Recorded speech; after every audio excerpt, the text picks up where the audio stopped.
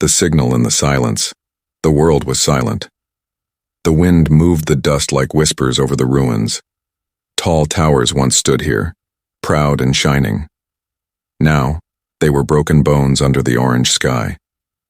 Commander Jace Moran stood on the edge of the broken city. His boots crunched over cracked ground. His team scanned the area behind him, weapons ready. The planet had been dead for years. The war took everything. No signs of life, said Sergeant Keller, checking his scanner. Just heat echoes and decay. Jace frowned. Something didn't feel right. He had been on dozens of rescue missions. They always had that quiet wait. But this place, it felt like it was holding its breath. He clicked his comm. Team 3, sweep left. Team 2 with me. We moved through the main street. Eyes sharp. The teams spread out. They moved through broken vehicles, shattered glass, and burned signs in a language they didn't understand. An hour passed. Then it came. A sound, so faint, so soft, that it almost felt like wind. But it wasn't. Jay stopped. He raised his hand, signaling his team to freeze. Did you hear that? He asked quietly. Just the wind? Keller replied. Jace turned up his audio filter. The sound came again, a crackle of static. And then, help. It was a voice. Tiny. Distant. Afraid. He looked toward the direction of the old tower ruins. The signal was weak, almost fading. We're not alone, Jace said. They moved quickly but carefully. The signal repeated, but broken. Please, Mama. Help. They reached the base of a collapsed structure. Metal beams were twisted and part of the wall had crumbled inward. Dust fell as they stepped close. Jace knelt, placing his hand on a flat piece of stone. The scanner lit up. Low heat. Very faint, but it was there. Someone's under there, he whispered. The team worked fast. They moved rubble with care. Hands trembled when the static voice repeated, Please, help Mama. 20 minutes passed. Then Jace saw it. A small hole in the debris. Behind it, movement. Slow. Shaking. Then a hand, small, thin, and covered in dust. Barely strong enough to push through the crack. Everyone froze. It's a child, said one soldier. Jace dropped to his knees. He cleared more rubble gently. It's okay, he said softly. We're here. We'll help you. The hand stayed there, not pulling back, just waiting. Can you hear me? Jace asked. A whisper came. Save Mama. Too. Jace looked around. We need medics here now. Get scanners down through the cracks. Someone is alive in there. Maybe two. The girl didn't cry. She didn't scream. She just waited, silent and shaking. One medic slid a small camera through the hole. The feed came to life on Jace's screen. The girl was no older than 6. Her skin was pale blue, her eyes large and dark, and her clothes were torn. Beside her, in the shadow, lay a larger figure, still unmoving. Her mother, Jace said. We need to get them out fast, Keller added. This structure isn't stable. Then we don't waste time, Jace replied. Dig, gently. As they worked, the girl's hand stayed outside the hole, holding onto Jace's gloved fingers. She didn't speak again. She didn't need to. Her touch said everything. Fear, hope, and a quiet strength that didn't belong to someone so small. The dust kept falling. Machines whirred and soldiers moved. But Jace stayed still, holding her hand through the dust and silence.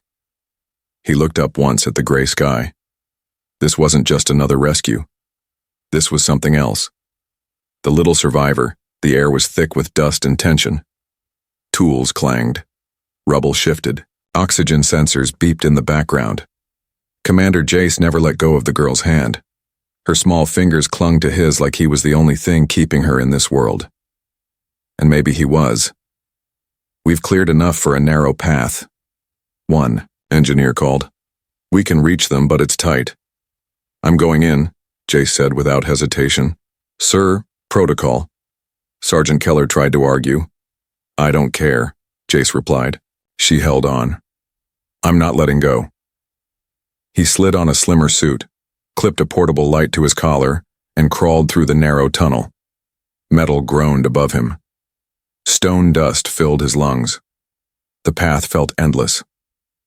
Finally, the darkness opened into a hollow pocket beneath the rubble. There she was. The alien girl sat on her knees, arms wrapped around a woman, her mother. The mother lay unconscious, her breathing shallow and weak. Her body was bruised. A piece of metal had pierced her side. The girl's eyes looked up at Jace, wide, scared but not crying. Hi, Jace said softly, crouching beside her.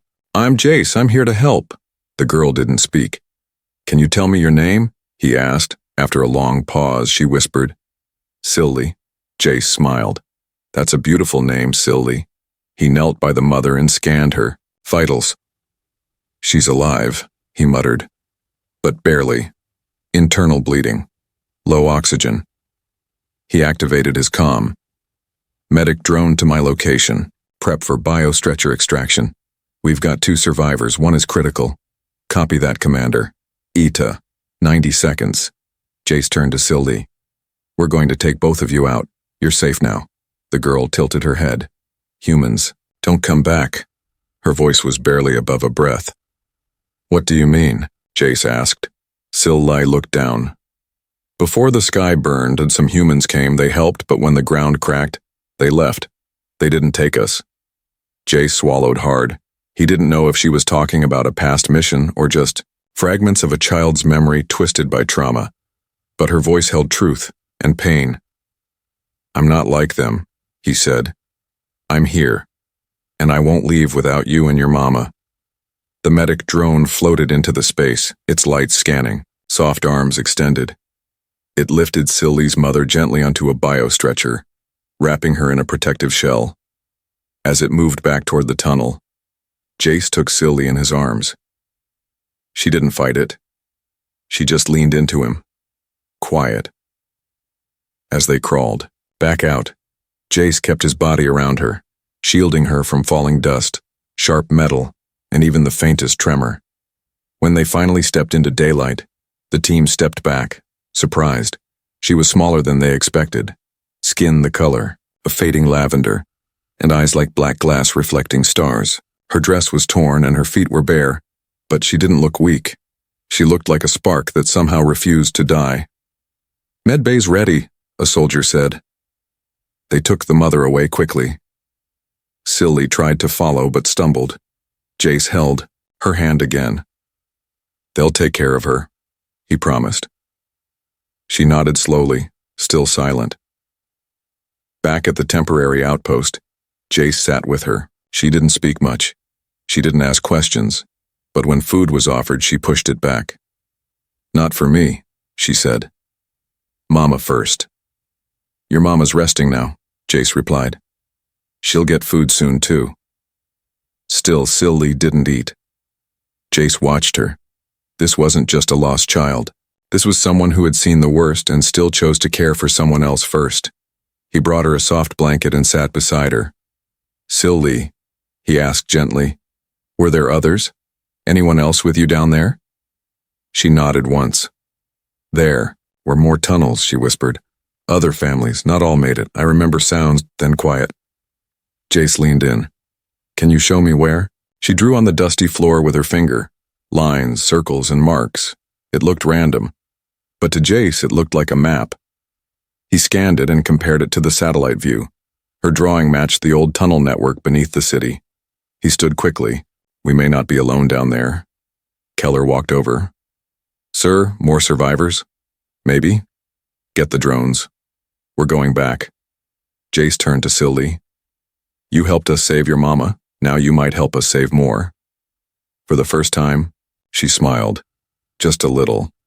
And in that moment, Jace knew. This mission wasn't about orders anymore. It was about her, and the hundreds like her, still waiting in the dark. A map in her tears, night fell across the ruined city, but the camp stayed alive with quiet energy.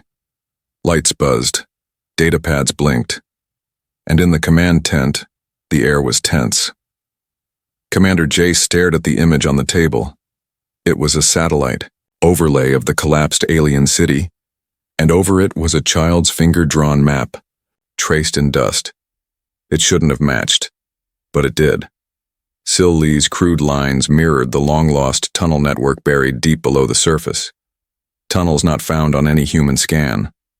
These routes were sealed before the war even began, said Sergeant Keller, shaking his head. How does a 6-year-old know this? She survived it, Jace said. Maybe that's enough. Outside, the camp was quiet.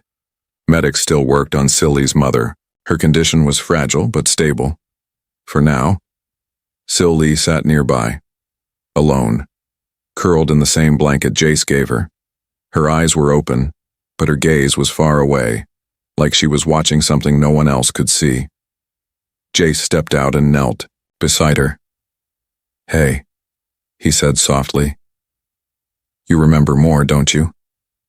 She didn't answer. I know it hurts, but you helped save your mother. Now, you can help save others. A tear rolled down her cheek. She wiped it quickly with her sleeve, then looked up. I remember fire, she whispered, and shaking. The walls cried. People ran. Then doors closed. Doors?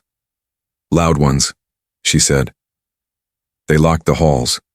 Said the sick had to stay. I wasn't sick. But Mama didn't let me go. Jace felt a knot in his chest.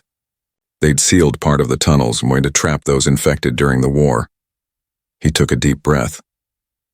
And you think there are still people inside? Silly nodded. Maybe. They sang sometimes in the dark, but later only echoes. She turned her face and whispered. I stopped singing too. The next morning, the mission resumed. 3 hover units rolled out, packed with drones, scanners, and rescue gear. Silly sat beside Jace in the lead transport, holding a hand-drawn copy of her tunnel map. The entrance was hidden beneath a half-buried building, its frame rusted and leaning. The door was sealed tight, but the old systems responded to Silly's voice. Her language was soft, flowing almost like a song. The door groaned open. Darkness poured out like a memory too heavy to forget. Lights on. Weapons low. We go slow, Jace ordered. The team stepped. Inside, the tunnels were wide but cracked. Lights flickered overhead, powered by backup systems barely holding on after all these years. Strange markings lined the walls. Messages, prayers, warnings. Keep recording everything, Jace told the tech officer. Sil Lee walked beside him, holding his hand again. They passed a small chamber. Inside were sleeping mats, broken toys, empty, bowls of shelter, and next to one wall, bones, small, curled together. Sil Lee stopped. They didn't wake up, she said. Jace lowered his head. No, they didn't, but she kept walking. 3 turns later, a sound echoed through the tunnel. Tink, tink, tink. The team froze. Movement up ahead, Keller whispered.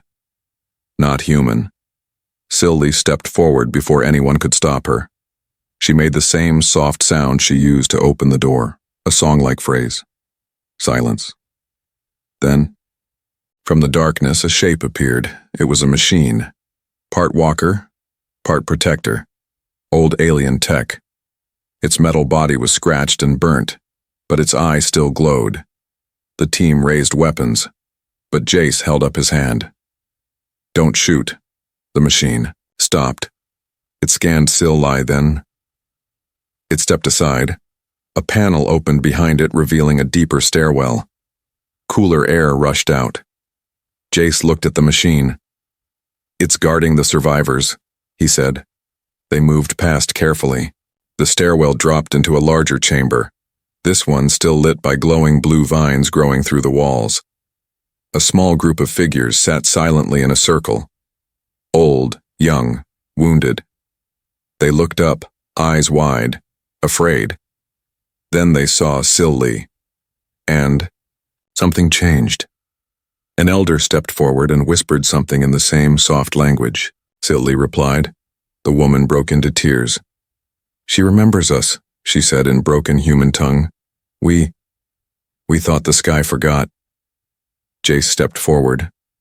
No, we didn't forget. Not all of us. Hours passed.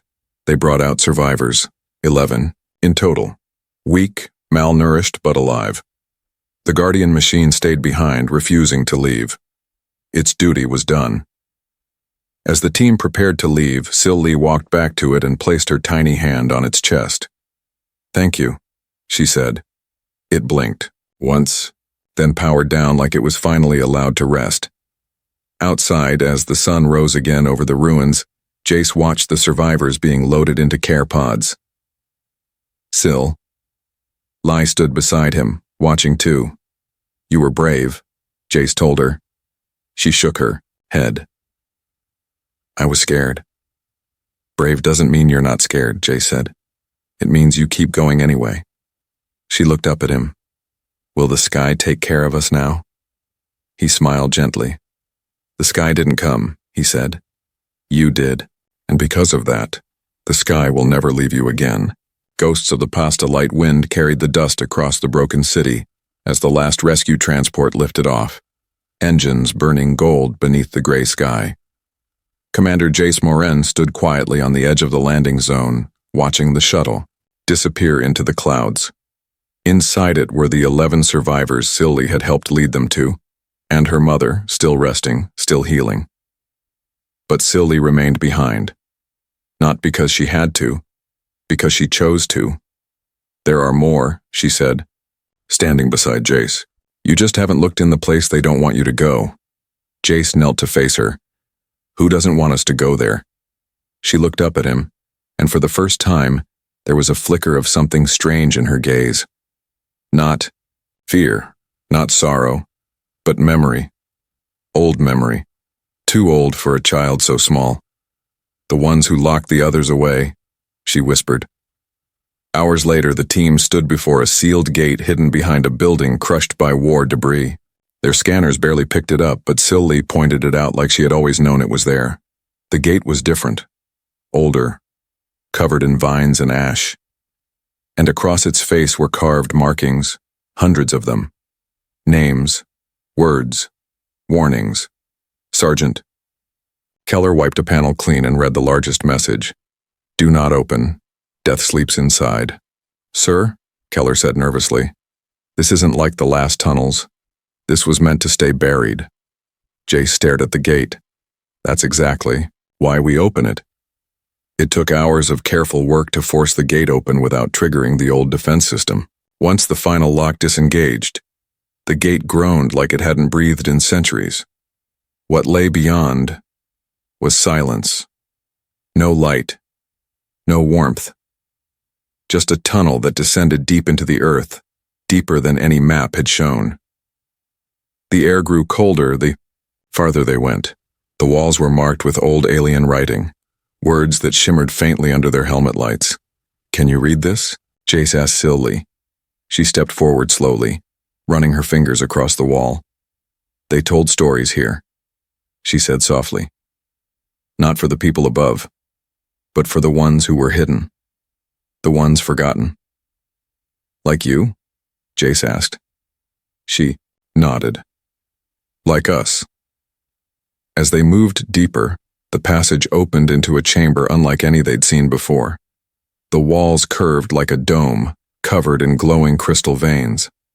Statues stood in the corners, guardians, warriors, scholars, but their faces had been smashed. At the center of the room stood a black pillar, tall and wide. Around it were faded robes, tools, and bones. Lots of bones. But something was off. None of the bodies had signs of violence. They didn't fight, Keller whispered. No, Jace said. They just died. A drone scanned the pillar and lit up.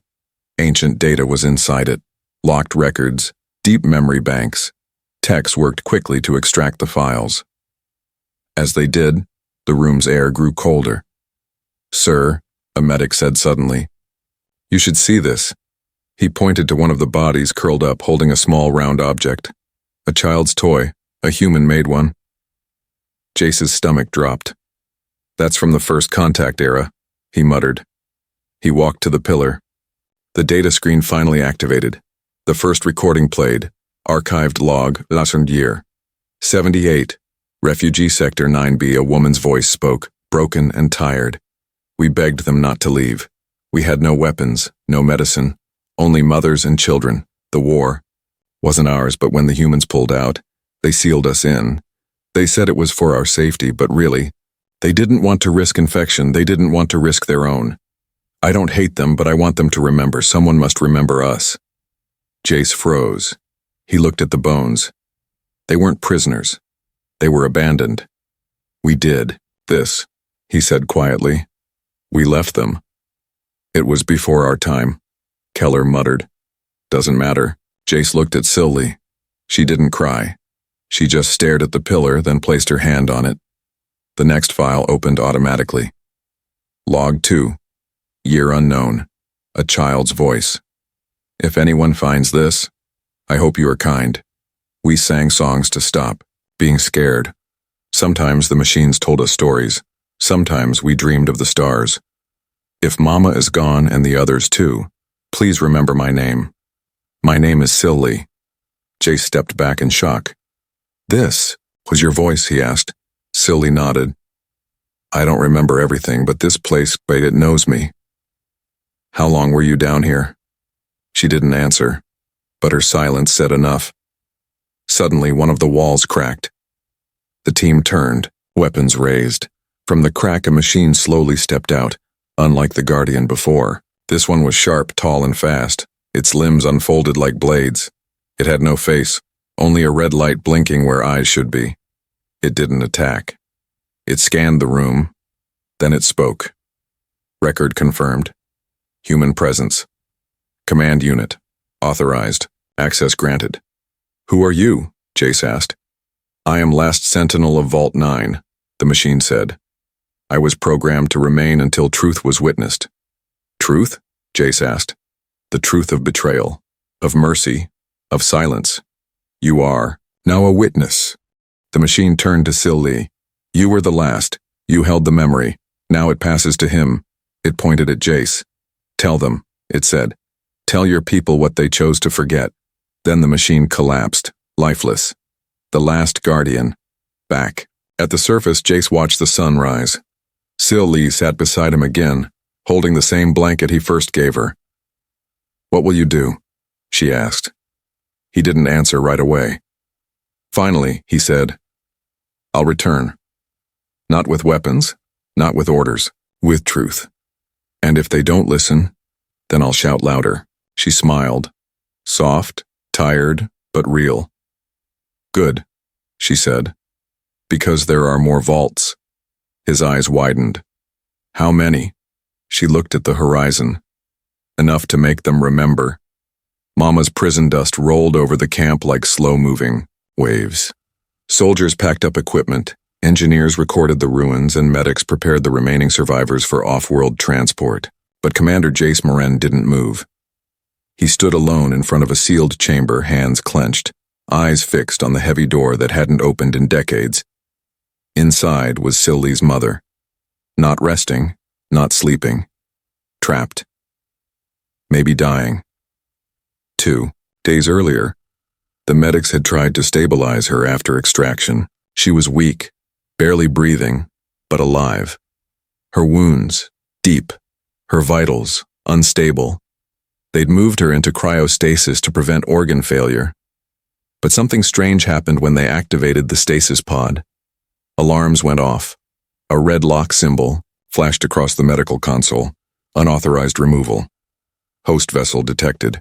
Cryolink suspended. That was when Silly screamed. You can't take her, she had cried, her tiny hands banging on the glass. They made her part of the vault. No one understood what that meant, but she did. And now, Jace stood before the door where Silly said her mother's real body remained, somewhere deep in the second vault. The woman he had carried out was only part of her. Commander, said Sergeant Keller behind him. You sure about this? Jace didn't take his eyes off the door. I can't let her lose her mother again. We've already risked lives pulling survivors from the first vault. This place could be worse. Whatever system they used, it rewired biology, memory, even identity.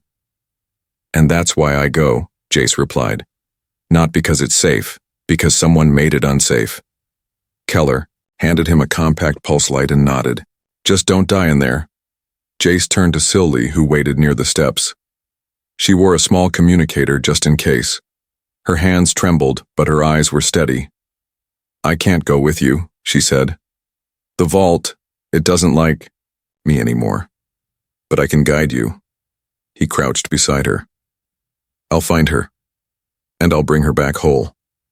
She reached out and pressed her tiny hand against his chest. You have to say her name, she whispered. That's how she'll know it's really you. What's her name? Jace asked. Sylvie looked down, her voice shaking. Solari. The vault door opened like a breath held for centuries. Cold air rushed out, dry and bitter. Lights flickered along the hallway inside, only dim blue strips that barely lit the path. Jace stepped in. His comm crackled. This is Jace, entering. Vault 2. Systems are semi-active. Air is cold but breathable. No life signs detected. Yet, the door sealed behind him. The quiet was absolute. The corridors were narrower than Vault 1, darker too. But there were no bones here. No signs of panic. Instead, the walls were covered in symbols, circles and spirals, running endlessly like rivers of light frozen in stone. The air felt heavier. Then came the first whisper. Not a sound, a memory, a voice in his head. Why didn't you come back? He froze. The voice wasn't his. It wasn't Sylvie's, but it was filled with sorrow. He pressed on. Each room he passed showed glimpses of alien technology beyond anything humans had touched. Glass pods filled with light, suspended figures floating, in fluid. Their bodies were still, but their minds, awake. Data flashes popped across nearby screens. Project Solari, Biomemory Network, host-bound protocol activated. Cold chill went down Jace's back. Solari wasn't just Sylvie's mother. She had been made into something more, a living mind stretched across the vault. Then he entered the chamber, massive, circular, lined with transparent columns stretching from floor to ceiling. Inside one column, a woman floated, her body glowing softly with internal veins of light, her face peaceful, her eyes closed.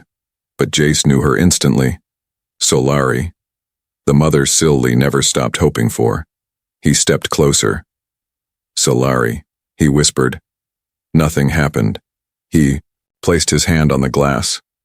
Your daughter needs you, she's waiting. A small flicker, barely visible. Her fingers twitched. Suddenly, the room darkened. The lights shifted red. A voice boomed, not mechanical but living and female. Access denied. Unauthorized memory breach. Jace drew his pulse gun even though he knew it was useless against voices. I'm not here to steal you, he shouted. I'm here because of your daughter. The voice grew closer, all around him. My daughter should not exist. She was born during failure. She escaped the system. That was not allowed. But she lived, Jace yelled. She remembered you. She never gave up. Not even when everyone else forgot. The glass shimmered. Solari's eyes slowly opened. Not bright, not clear, but alive. Jace pressed his palm to the surface. She told me your name, Solari. She remembered. Solari blinked once. Then, she whispered, lips barely moving. Sylvie. Screams echoed from the walls. Angry, synthetic. Security systems activated. Drones emerged from hidden panels, blades flashing, but Jace stood firm. Wake her, he shouted. Wake Solari now. The pillar behind him lit up, recognizing the command. Override. Accepted. Full reintegration in process. Solari's body began to pulse with light. Her limbs moved. Her breath deepened, and then the glass shattered, gently, like water falling apart. She fell forward, and Jace caught her, barely conscious. She looked up at him. "She's alive?" Solari asked. "She's waiting for you," Jace whispered. "Then we must go." The escape was chaos. The vault began to collapse. Its purpose had ended. Systems shut down. Pathways broke apart. Jace carried Solari through falling debris, ducking drones and crossing flickering bridges of light. Just before the exit, a drone struck his shoulder, sending him crashing down. But Solari, weak, broken, still glowing, stood. Up she raised her hand. A burst of golden energy flowed from her fingers, disabling the drones. The last door opened, and Jace dragged them both into the light. When Sylvie saw her mother step out of the vault, she ran, crying, laughing, arms wide. "Mama!" Solari fell to her knees and pulled her daughter into her arms. They didn't speak. They didn't need to. They were whole again. For the first time since the war, they were together. As medics rushed to help, Jace leaned against the wall, bleeding, but smiling. He had seen many things as a soldier, but this was what hope looked like, the price of escape. The sky burned gold as the last sun of the day dipped behind the broken city's ruins. Tents flapped in the dry wind. Rescue ships waited, engines humming, ready to leave. But no one inside. The camp moved. They were watching something rare, something sacred. A mother holding her daughter, not just with arms, but with life newly returned. Solari, once a memory locked in a machine, now breathed again.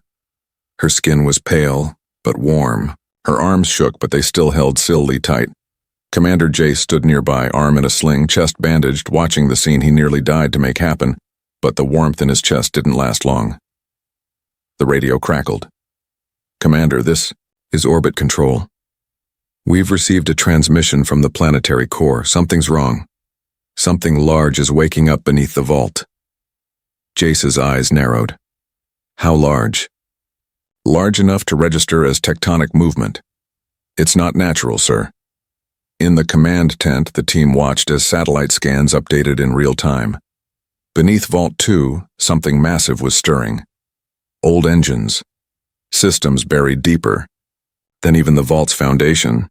"This was never just a shelter," Keller said quietly. "It's a failsafe," Jace replied. "Something to bury the past. Forever." The AI system that once protected Solari was collapsing. But in its final breath, it had activated one last protocol. The Purifier. A self-destructing machine meant to erase everything tied to the project, even the truth. The countdown had already begun, 45 minutes. Solari entered the tent slowly, still weak but focused. Sylvie followed close behind. "We must leave now," Jace said. But Solari shook her head. "You don't understand. The Purifier doesn't just destroy this area. It melts everything within a 50-mile radius. It was built to erase all trace of the vaults, even biological memory. Once activated, it can't be stopped." The room fell silent. "Then we have to outrun it," Keller said. "Get to the evac ships, lift off before it reaches us." "No," Solari said softly. "It will follow signals. Any ship that lifts off will be traced." "What do you mean?" Jace asked.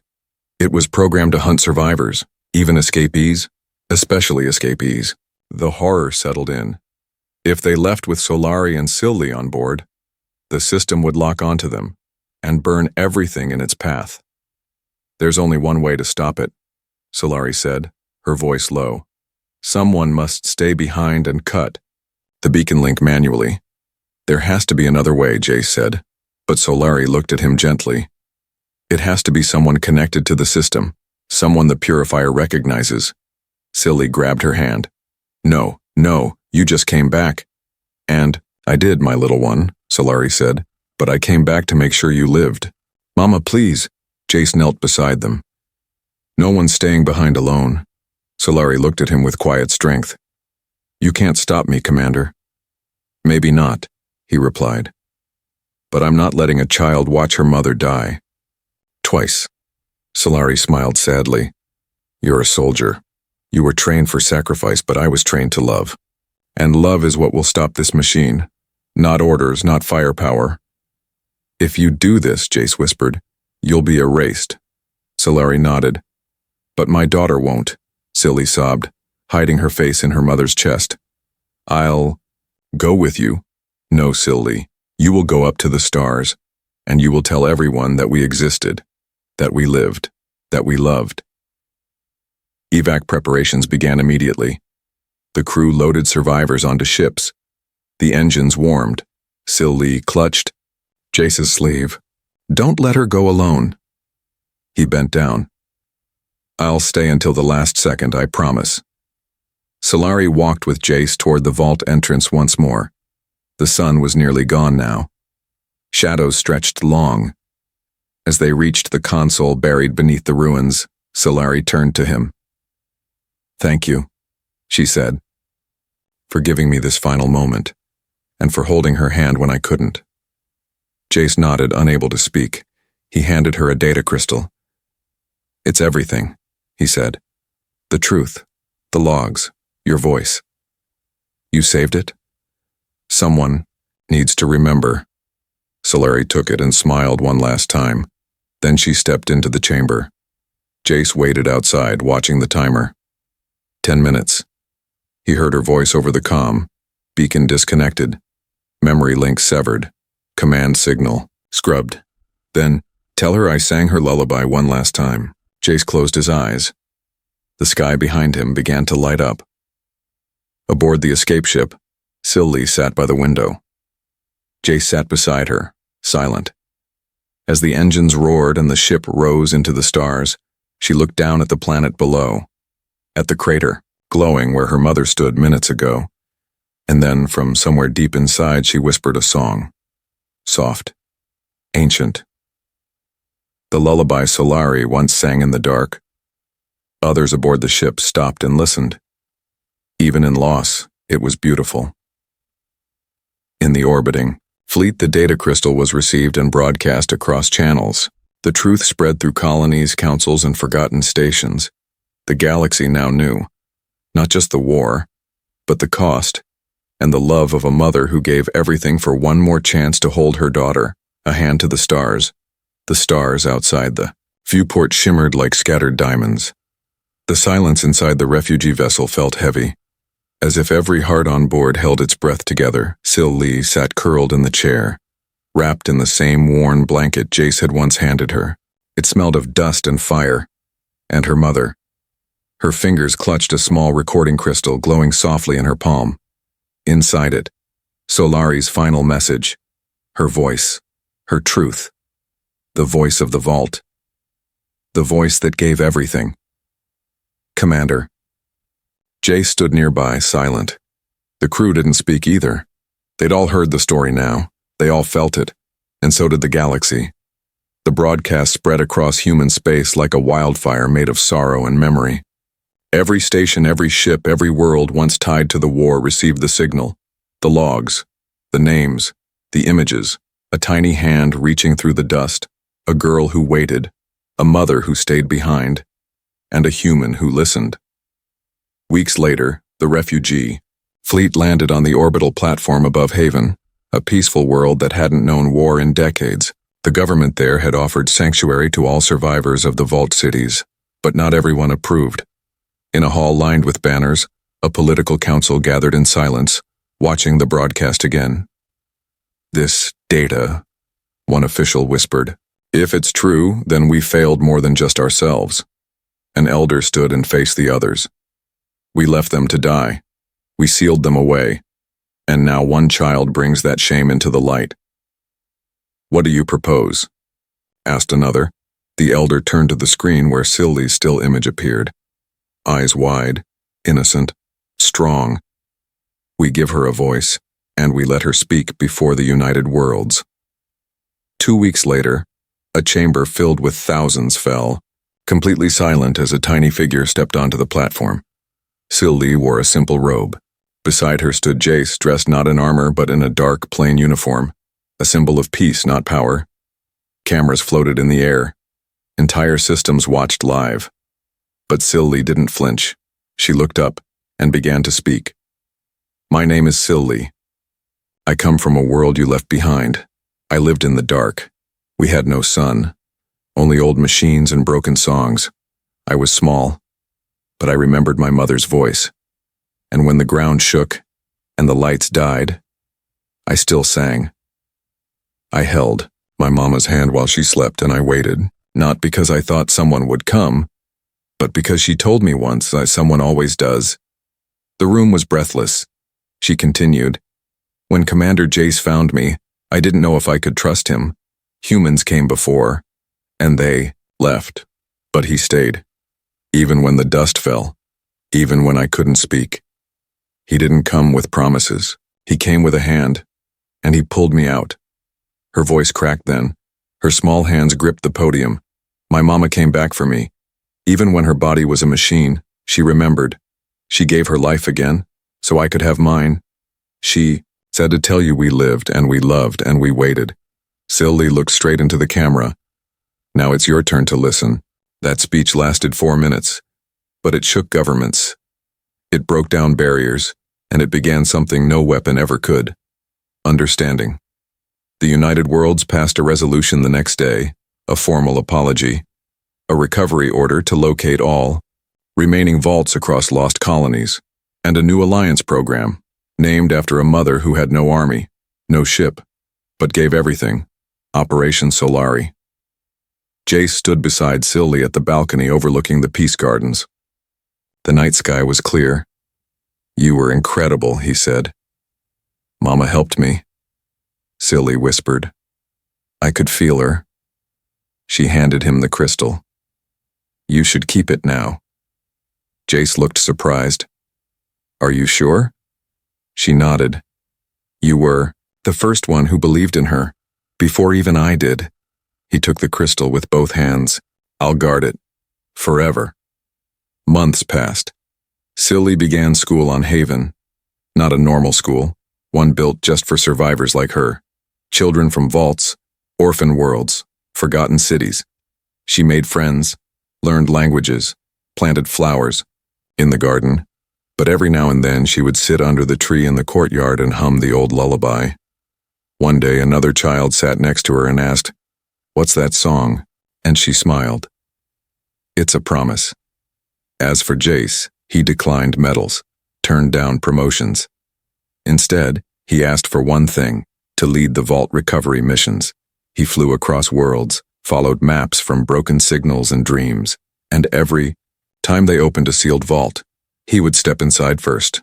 Sometimes they found no one, sometimes only data, but sometimes they found survivors. And the first thing he always said was, "It's okay, we're here now, and we're not leaving." Years later, a statue was built in the Haven Central Square. It wasn't large, it wasn't grand. It showed a human kneeling, reaching down with his hand, and a small alien girl reaching up through the dust. Beneath it, a plaque read, "Because she reached out, and someone chose to reach back." And far above, in orbit, the crystal voice of Solari echoed forever in a beacon of peace. If you're hearing this, then the stars have not forgotten us. We are still here, and so are you.